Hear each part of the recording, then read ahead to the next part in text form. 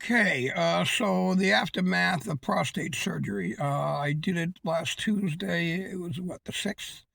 And now it's the following Monday. Um, I was not worried about the surgery itself because I know there are great doctors, particularly in the Boston area, and this was Beth Israel. So they've got an incredible team they put together. Uh, Anesthesiologist, all the nurses and medications, and they got this stuff together. And so I wouldn't worry about that unless you're out the sticks someplace. They're gonna take care of you. Um, so I went in 6 in the morning. They gathered up. We had about 7 of us, I believe. We were all gathered up together. As a number name was called after we registered and went up the same like freight elevator together.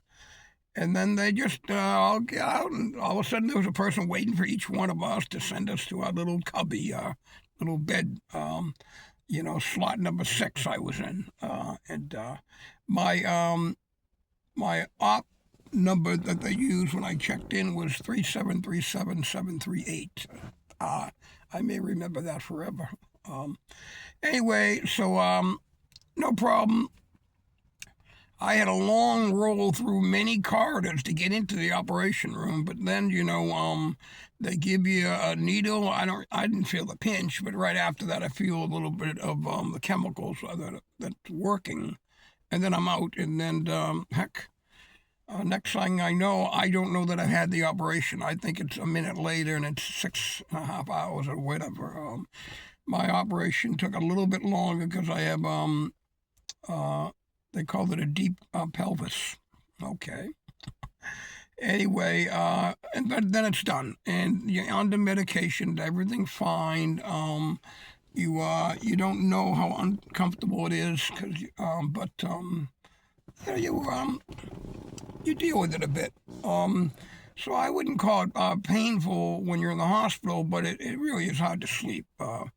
There's lights are flashing everywhere and things are buzzing and people coming and going and the doors are opening and closing, and every 2 hours I take in my neighbor or my own blood pressure. The only way I'm ever going to get any rest is to be at home. But anyway, so I make it through the night. The big thing the next morning is just getting to pass gas, and you know it's important. It's important to me that I had to register in my mind from 7:45 to 8:45. I fought it 8 times. Yeehaw! Keep this up, I might get out of here because your belly is so bloated, and I didn't even know what was going on below. How bad that is. It's still. Um, so anyway, so get that done. Pass some gas. Eat a little bit of real food the next day, and they might just send you home, which they did with me. So I've been home. I've been darn uncomfortable, but and you're only sent home with Tylenol. So there are, 6 slits in my belly. They're like stab wounds. So there's a lot, there's a few guys in their construction boots trampling in my belly a bit, but it's like a stomach ache a little bit, I like, punch to the belly. So anyway, I'm getting through. It's been, as I said, now 7 days. Okay. Things about the hospital. Shave. Now, they won't let you shave the day before. They don't want to irritate any areas. But, 3 days, 4 days prior, shave your arms, shave your hands. Because, I get stuck with needles, 3 over here, 2 over here, one on the back of my, into my belly. They really didn't hurt going in. Well, one to my hand, wrist area, that did, but not too bad. But the damn tape, they tape everything down nice and tight, okay? And it's kind of uncomfortable when it's just even being taped. And then when they go to pull it off, I mean, that's the only real pain. If you want to prepare for surgery, just take some Scotch tape, put it on your skin, and just rip it off, rip it off, rip it off. When you get used to that, you're ready to go into the hospital. Friggin' tape. So shave. Um, Anytime they have a medicine they can give you that it refers to the word laxative, take it. because you are gonna. It happened with my knee, bilateral knee surgery. Constipation was just the worst thing about the entire thing was that I won't get into it, but here I am back in that situation. So, drink lots of fluids, please. Drink the tea. My daughter's got great. I'm having nettle tea and sunflower tea stuff, and anyway, in fact, now that I mention it, maybe a little cinnamon might be in that one too. I don't know. She makes it. I drink it. Okay, the teas, soup. I hadn't been eating much soup because it's got a lot of sodium in it. But no, I'm rehabbing here. So I've already had 3 bowls of chicken noodle soup. Just the Lipton crap shit. But anyway, be careful eating the solid food, even though they say it's okay. You want it's just the first one's always going to be tough, and even later on, next few, it's so I don't feel like I'm out of the woods yet. So I'm drinking my tea and a lot of orange juice and water. The thing is, I've got a catheter on, so it just goes right through me. So I'll be sitting there, and I'll be my big water jug on my chest. I'll take a sip, and it just runs through me. And I'm like, okay, the more fluid I can get in, the more I'm washing it out and cleansing things and fluids. Every doctor, dietitian, it's all about the water. So I'm pounding lots of water, and I can tell the difference, obviously. And in my bucket, my bag, I have to empty. And I'm in for that for another week. So it's 2 weeks for me, 2 weeks before I get the catheter out. And that is really, really uncomfortable. Okay. But it's not painful.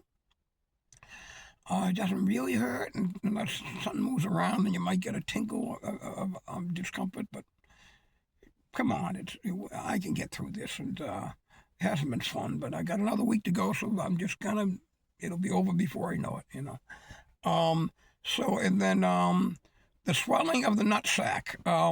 Yeah, it's unbelievable. I had no idea. I didn't want to look down there or touch down there, and it's a good idea not to. And let somebody else take off the bandages over here. It's 6 things to take off, and they know what they're seeing better, and let them do it. But anyway, holy crap!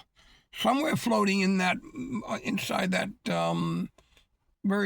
Not a cantaloupe, that's exaggeration. Come on, no, it's just a big grapefruit.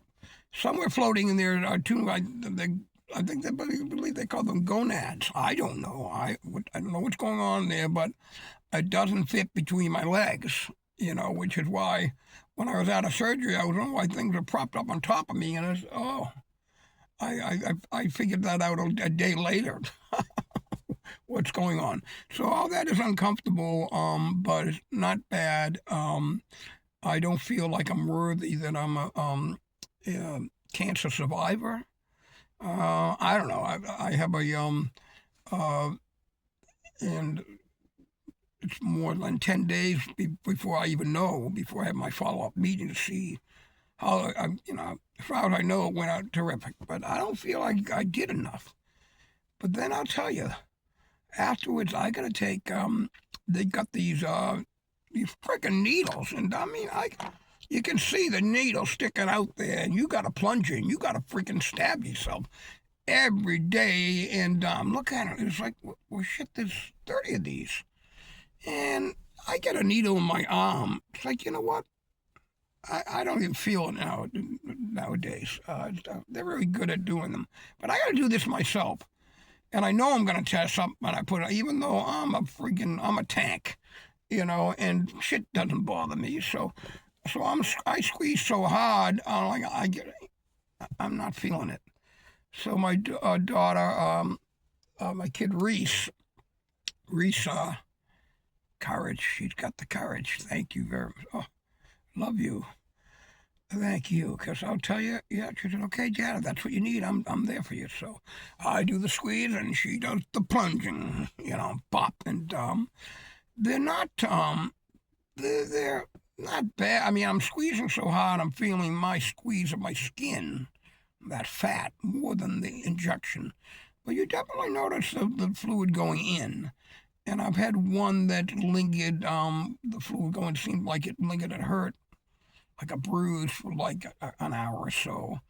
But the other 4 or 5 that I've done, or 6, they've all been fine, but I'm like, well, no, but still, I'm getting injected every day. I feel like, well, maybe I am worthy. I mean, the doctors did all the work, but who knows? Maybe this is I'm done with this forever, even. But of course, I'll be healthy about things anyway, and I might have just figured out that I can handle tea now. I can drink tea, and maybe I'll even have a little bit more soup in my life.